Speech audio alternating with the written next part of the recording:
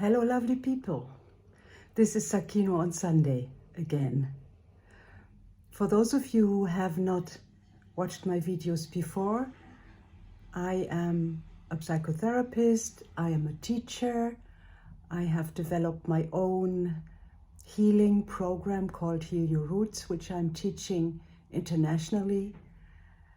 And I'm currently writing my life story book. Now, this obviously is a theme that is very, very important and very dear to me, because writing my life story book is revealing things and events and details of my life story that at least partly have been silenced.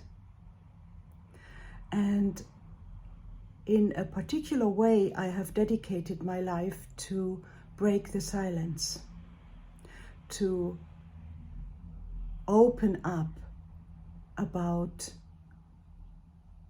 things that happened in my life and in the life of my family of origin that have been silenced. And it has been a subject for many years for me, and it has taken me and still does take me a huge amount of courage to do that, because of course it also means that when I am uncovering silenced stories, happenings, things that have happened in my family of origin and in my life, it means for sure also alienation from members of my family, friends that do not approve that I do that. And in the last couple of months, I even have been busy with this subject of silencing a lot, also in circles that I'm affiliated with or have been affiliated with, in spiritual communities. Some of them I have never met, but some of them I have been a little bit more close to, and some of them I have been very close to.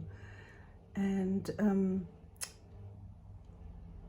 I really keep thinking what it is that makes people silence and not stand up for what they did or what they witnessed in order to protect the community or the family.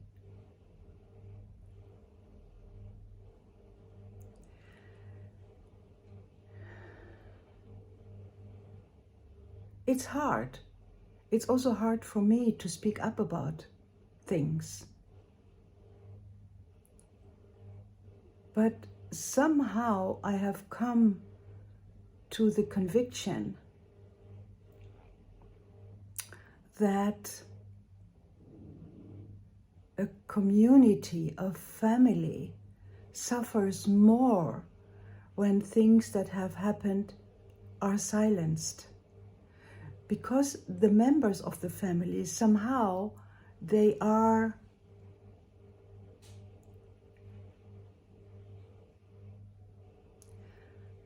I would even call it trapped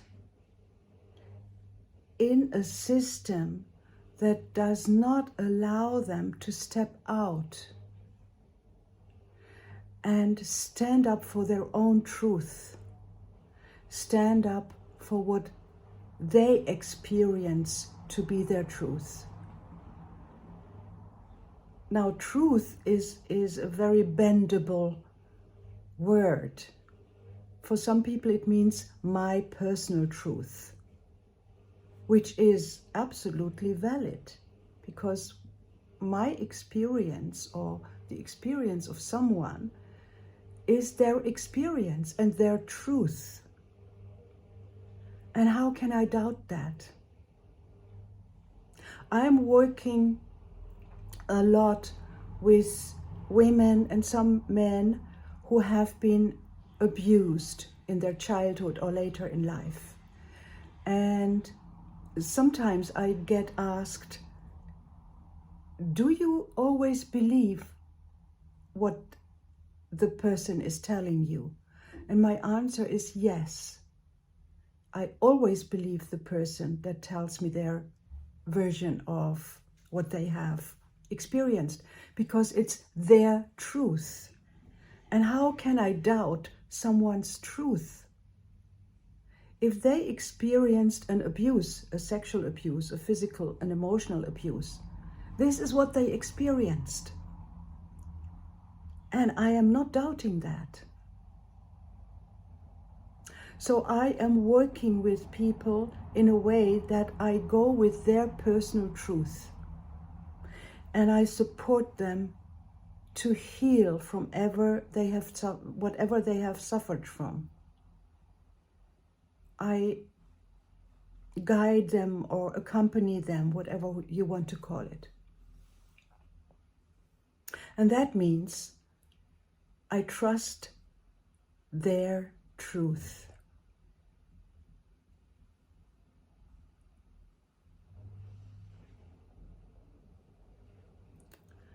And I find it so important to speak up and express our own truth about something that has happened. And I believe that when we start doing that also in communities, it's also to the benefit of the community or the family. Because with hiding or silencing the truth, we are covering up and we are creating a story that is false. It's like building a foundation beneath a house from a material that doesn't hold the building. So at one point the building will crash. So the foundation has to be solid, so that it can carry and allow the building to be a beautiful building and not crash. And if we want to stay in those analogies, it's the same with nature, with gardens or nature in general. We cannot expect a tree to grow when the roots are rotten, when the roots are damaged. So first we have to heal the roots. That goes for nature, that goes for buildings, that goes for people. And in order to heal the roots, we must be honest, we must be truthful to ourselves. And we must name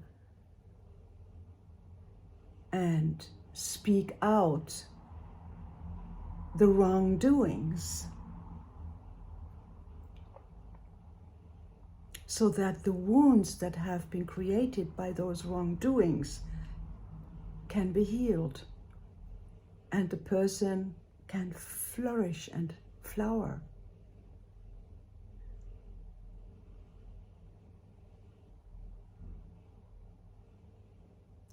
And in that sense, I will always, as much as I am capable of, speak out, break the silence.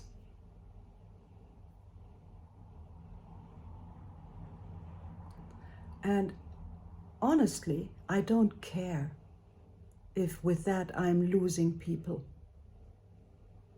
in my life. Because if those people cannot handle that I am breaking the silence, they are not my people anyway. However, this is what keeps me busy. And well, as I said, it's not easy. And I noticed that it's not easy because in the moment, writing my life story book is kind of on a break because I don't know how. It's something, it takes me a lot of courage to really write truthfully. But I know I will do it, and I'm in it. So I hope that you are all well, and that these times, this long time of COVID, is not really doing too much harm to you, and that you have all the support you need in tough times. I'm sending you my heartfulest greetings and love, and take care.